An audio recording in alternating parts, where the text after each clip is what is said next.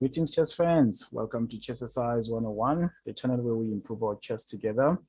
And since the World Championship is still going on between Magnus Carlsen and Ian Nepomniachtchi, I decided let me play through a game that a former world champion played, Bobby Fischer. In the chess world, he needs no introduction.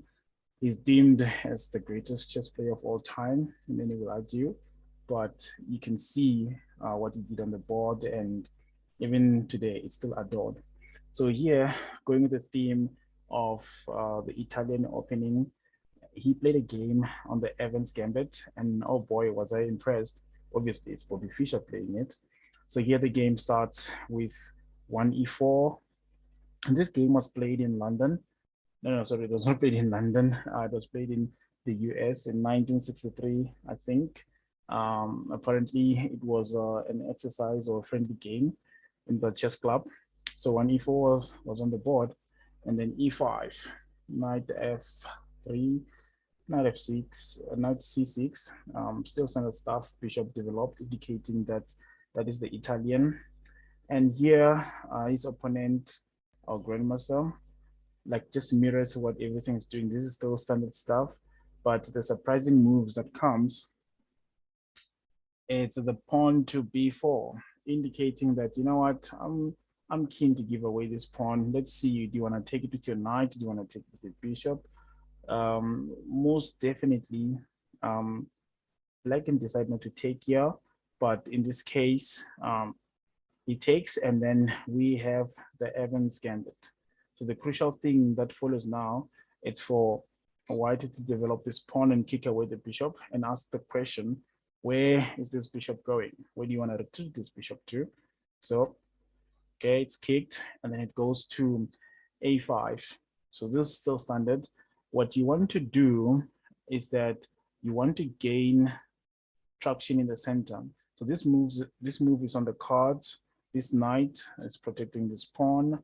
And since this bishop is still eyeing the king that is in the center here, you really want to make sure that your center is intact. Usually you can castle here.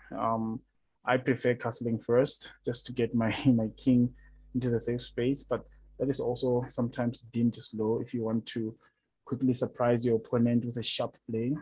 And oh boy, this game, pieces are flying all over the board. So d4 is played, takes, and then castle. And then now you ask yourself, like, isn't black just winning this pawn? Because it's only defended by the knight, and the bishop is also eyeing that, right? So takes, and then you're thinking to yourself, like, okay, maybe he's gonna play something a bit timid, try to challenge and all of that. Here, Bobby Fischer plays queen to b3, eyeing this pawn. So in whatever that happens, he gave away a pawn, and black here got greedy. So what this does is that look at the pieces at the back. They're still on their original squares. Here, white is castled, the king is safe. Yes, these pieces not yet developed, but just look at the rapid play that comes next. King to e7 was played, queen to e7 was played, and then only now white captures the pawn. Okay, so now black puts the question to this pawn, saying like, what you gonna do? Again, he doesn't do anything about the pawn, takes, and now the pawn takes. So now look at this. This is awful. Yes, the bishop is covering the e1 square. If we were to change things, look at how exposed. You never want to have your queen in front of the king while there are so many pieces on the board, because your queen can easily be pinned and be taken away, as your queen might be a great attacker, but it's vulnerable when it's defending, because it's not every day where you give your queen up for anything. You have to calculate it through. So now here, okay, black responds by blocking, since he doesn't want anything to happen. White takes, because he still wants to ask the queen, where do you want to go? Okay, here now, queen takes, bishop. So now he's developing this bishop with tempi. When you develop a piece with tempi, it's when you gain a move, because now the the queen is bound to move. So now you gain the traction by forcing the queen to find a square.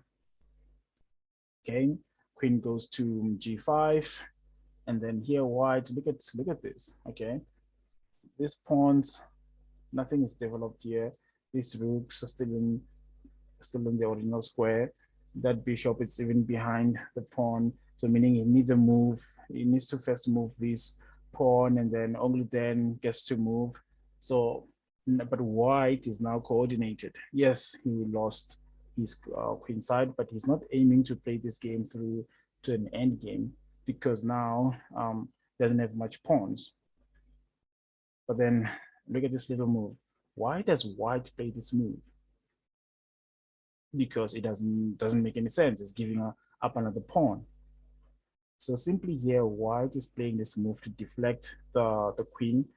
Why is it deflecting the queen? Because he's eyeing at this pawn and taking there, but you can't take now. So here white takes, and then now takes the pawn, threatening the rook. Okay, the rook moves, threatening back. And here now, you'll be so surprised. Check. You're like, okay, you can take here, right?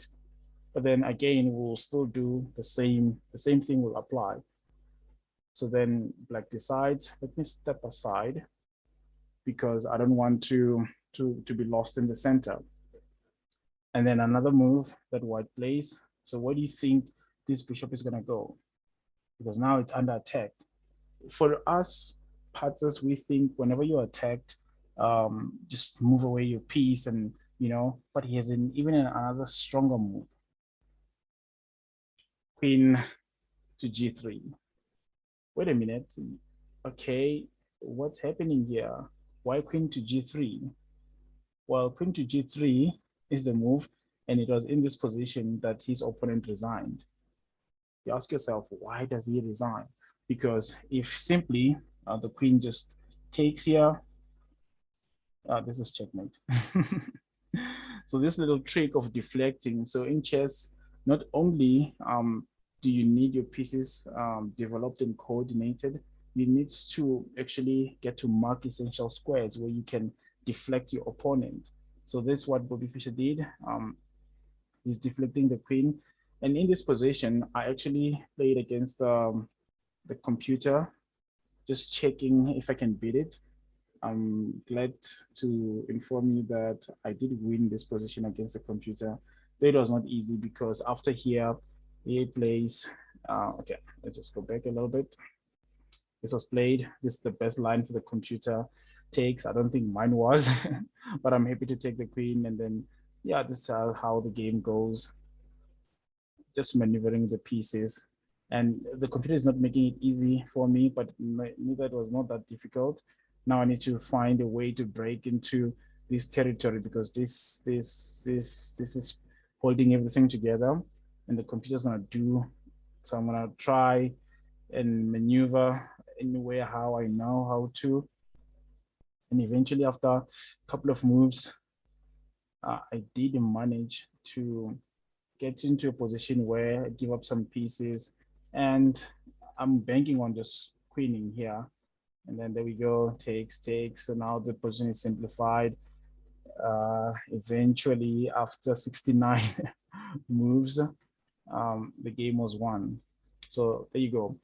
It just goes to show that with the Italian, you can attack your opponent very rapidly.